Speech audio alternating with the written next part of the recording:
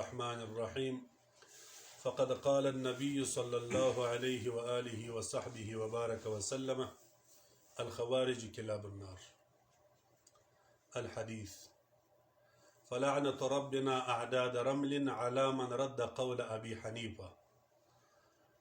دې دویم کلیپ کې به موږ چونکې دا کلیپ یې بلابل کړی و د ټلیفون د خرابۍ په خاطر هغه ټلیفون کې خرابي راغلی وه، کلیپ خراب سوی بیا یې دویم اپلا کوو. دا کلیپ به نادم ته موتی نادم ته زما چیلنج دی بیا دویم اپلا دپاره ګوندې که یو څه غیرت پکې پیدا سو د دویم اپلا. موتی نادم سره زموږ خبره سوې وه، ما تیر کلیپ کې درته وویله د مناظرې ټول حالات جریان مې تیر کلیپ کې ذکر کړی دی چې د ده د خوا چیلنج و برته دی پرې رارسوی دی. اوس بیا د اخر کې د خپل آیوه کلیپ دا ویل دی چې زه مناظرې ته بیا تیار یم، ماته ویل دی ماته جواب راکړه. نو چونکې تېره ورځ او ابله ورځ تېره ورځ د جمعې وه، د ابلې شپې څخه بیا در نن ورځې پورې زه په یو مصروفیت باندې اخته وم، د یو خیر په کار باندې نن جواب انشاءالله د الله په فضل د ترکو دوم 3 ورځې وخت ویلی. جواب دا دی نادمه. اوله خبره خدا ده چې زه مناظرې چیلنج ستا د خوا راغلی و، راسه مناظرې ته تا ویلي وه چې زه بلوچستان ته درځم. تیر کلیپ کې د هغه خبرې ستا چې بیا انکار نسي، ته خو درواغ ډېر دي خبرې دي یېرېږي درواغګوره حافظه نیست.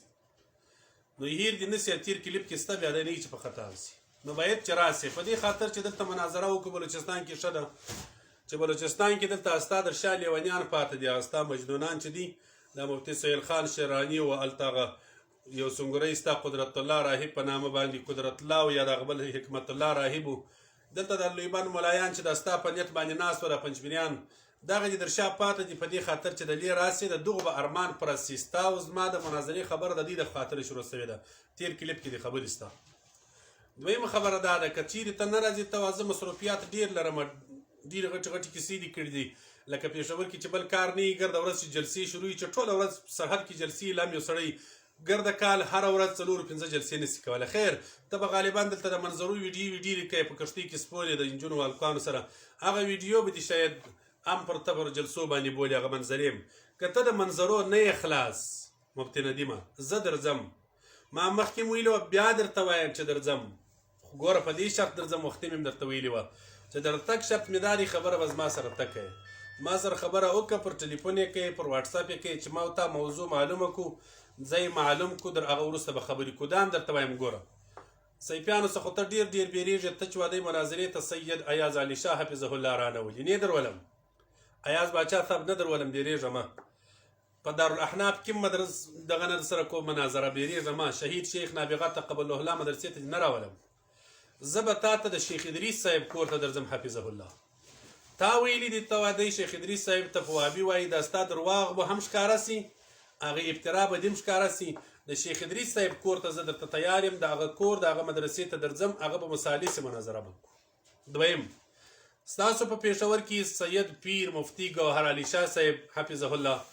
ما یې د نومانو اورېدلي دي، دواړه مې د ویډیو د اډیو د لارو لیدلي دي، بیانونه مې اورېدلي دي، ډېر په تعلق باندې مې نه دي. البته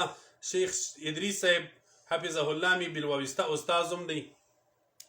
د هغو دواړو کې چې د هر یوه ځای خوښ و هلته درځم، دا دواړه دیوبندي علما دي، د هغو کور ته به درځم، د هغو په کور کې به ستا سره مناظره کوم. ټینګ سه دا نرسه ونیسه خالص دونه قدردي یو کار دا وکړه، دغه لیونیان چې دې موږ ته در شا راپرېښي دي دا موږ ته نږدې دغه در وغواړه د سره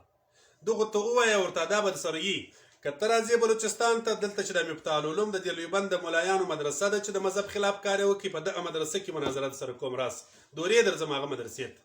چې زموږ خلاف خلک دي. که ما در غواړې دا در وغواړه د لیونیان ته دورې راسي، دا به غریبان یو څه صاف کښېږي، د دې کار خلاص سوی دي. بس دا ستا په خبرو باندې دي د لالا په دغه خیال کوي، ستا په خبرو باندې خیال او فکر اګاه کوي.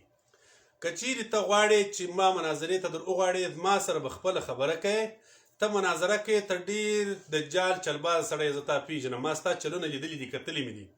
بیا چې اوس کومې خبرې په دا بل باندې ما باندې ما سره کوې راځن طلاق چې ستا سره ناست دی،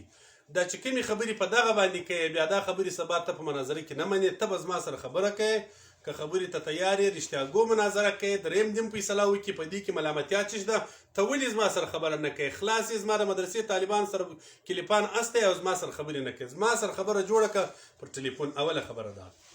که چیرې دې ته نه یې تیار، زما سره خبرې ته نه یې تیار. دویمه خبره دا ده مناظرې ته نه کښېنې پر ټلیفون به مناظره وکړو پر ټلیفون 2 طریقې مناظره کېږي یوه مناظره دا ده پر ټلیفون باندې چې زه به ټلیفون درته وکړم